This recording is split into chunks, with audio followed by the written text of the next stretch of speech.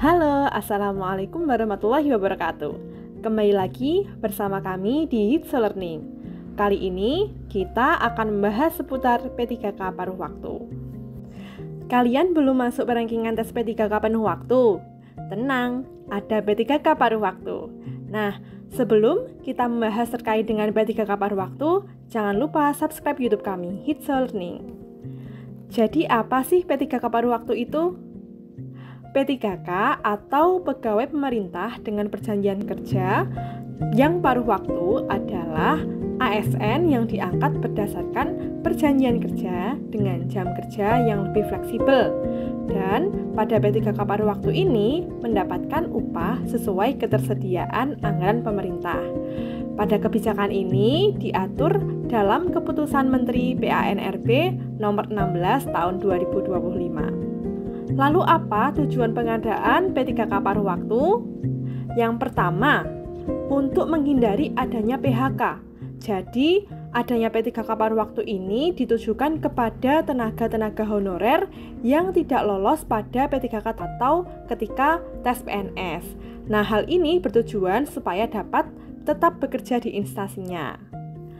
Yang kedua, fleksibilitas pada jam kerja.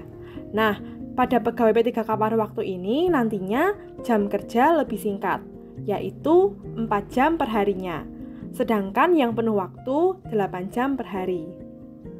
Yang ketiga, efisiensi anggaran.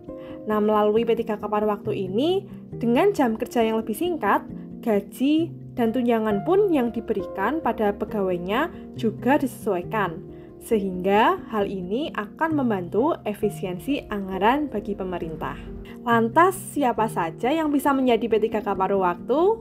Mari kita simak kriteria calon P3K paruh waktu. Yang pertama, P3K paruh waktu ditujukan pada pegawai yang sudah terdaftar di database non-ASN BKN. Yang kedua, pegawai P3K paruh waktu yaitu pegawai yang pernah mengikuti seleksi P3K atau CPNS namun belum lolos. Yang ketiga, tidak memperoleh formasi jabatan sesuai kebutuhan instansi. Jadi, ketika terdapat formasi yang bisa dipenuhi namun tidak lolos pada P3K penuh waktu, maka kalian bisa menjadi P3K paruh waktu.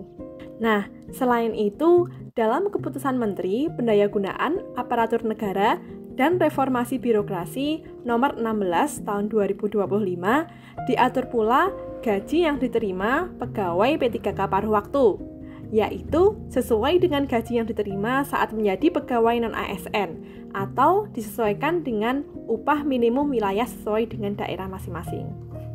Kira-kira kapan ya P3K paruh waktu akan diberlakukan? Nah, dalam hal ini, Kepala BKN mengatakan bahwa pengangkatan P3K paruh waktu akan dilaksanakan jika terdapat usulan resmi dari instansi pusat dan daerah. Proses pengangkatan P3K paruh waktu juga akan direncanakan mulai pada bulan setelah Oktober 2025, yaitu tepatnya sesudah ada pengusulan dari instansi.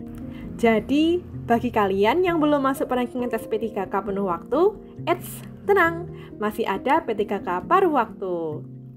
Terima kasih, semoga bermanfaat. See you, sampai di pembahasan kita selanjutnya. Jangan lupa subscribe Hits Learning. Wassalamualaikum warahmatullahi wabarakatuh.